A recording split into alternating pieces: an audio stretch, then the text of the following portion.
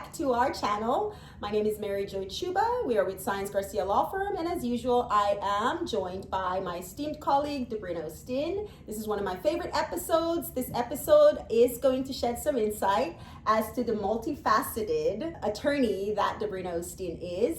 I didn't know this, but she was actually a legit musician, right? And so today she'll be sharing her personal story as a musician and what she learned in this journey with regards to how to help her clients build a successful EB-1A case. Thank you, Debrina. Yeah, thank you for having me. So let's start at the beginning.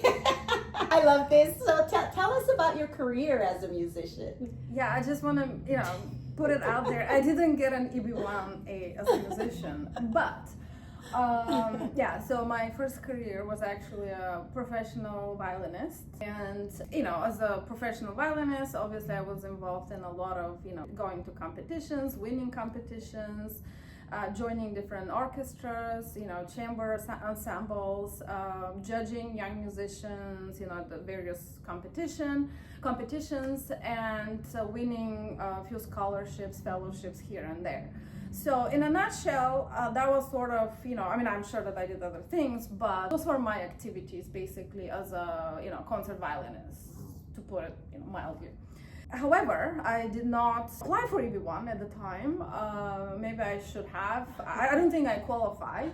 But looking now at EB-1, knowing actually what EB-1 is, I can kind of see where probably I could have excelled in that petition and what were the shortcomings. So that's kind of my journey as a professional. Oh, and by the way, I don't play anymore, so don't invite me. Thanks for putting that out there, because that was going to be my next question. So we're going to skip that question. So you had just mentioned that you learned all the nuances and whether or not you would have qualified. Just again, she did not apply for the EB-1A visa, but this helped her and has been helping technically with navigating through working with clients. So this is very, very impressive, and I'm going to keep saying this, but it sounds like you had all the makings for an EB-1A case. So tell us, what challenges, if you applied, would you have faced in this process? Yeah, so I think one of the main challenges, at the time when I had my career as a professional musician, we didn't have social media. We didn't have videos. We didn't have, pictures, here and there, but you had to go and actually to the studio and develop the pictures. I'm sure we all remember the films, or some of us, the older ones.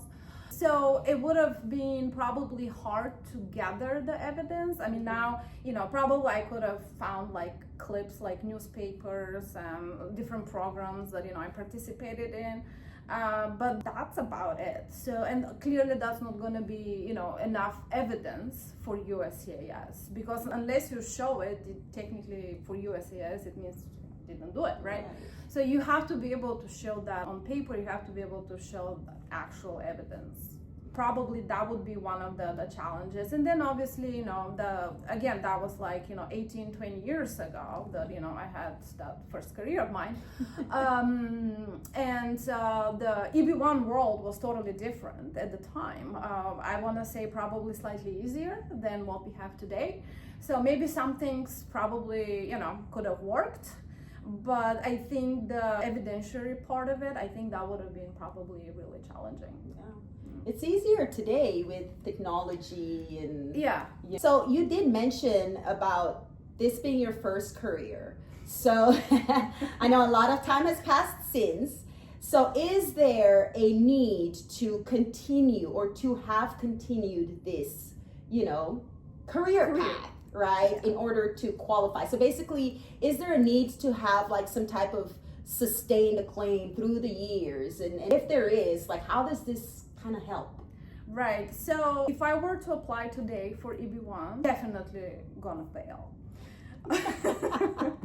There's not even a question about it. The reason is, one of the major reason is because I cannot show national or international acclaim at this point. Why? Because I stopped practicing 18 years ago. So whatever I did 18 years ago, that's great. But since I didn't continue with the competitions, the concerts, the judging, basically developing myself as this, acclaimed musician, or nationally or internationally acclaimed musician, I decided to become a lawyer. So if I say, okay, let me try today applying for EB-1 as a concert violinist, that's never gonna work. Because the last time I played, as I said, was 18 years ago. And since then, obviously I don't have any achievements whatsoever as a violinist. So in other words, we actually also see this fact pattern with a lot of athletes. So I'll have clients come in and say, well, I won the Olympics 30 years ago. Okay, anything else after that? Well, not really, that's the biggest prize. It is true that it's the biggest prize or medal, but 30 years down the road, you haven't done anything, so you didn't sustain that acclaim. And with that, USCIS is just gonna really easily deny your EB-1. And the second point is you also have to show how you're gonna continue with, in this field as an extraordinary, as an extraordinary musician in my case, right? So even if for some reason USCIS decides that I still have the claim, which I don't, I cannot show them that I will continue in the field because I'm out of this field for the past almost 10 years, right? So I cannot show them itinerary of my future concerts that don't exist. I cannot show them, let's say maybe, I'm a professor at a conservatory, I don't have that. So that showing what you're gonna do in the future, how you're gonna work in this field as an extraordinary ability individual is another crucial point, and another reason if I apply today for EB-1 as a musician, I'm gonna fail really quickly. Pretty quickly. That is very, very, very interesting and such great insight, right? So just basically in summary, right, it's not just what you did in the past. Yeah. It's what you did, what you're doing, and what you continue to do. Exactly. Yeah. And it doesn't have to, you don't have to win awards, every month. But, obviously you have to show your engagement in the field. You have to show that you have things coming up. Maybe next year there are 5 conferences. You're invited as a speaker, not as an attendee. So you have to show that you continue to innovate or whatever it is that your field requires.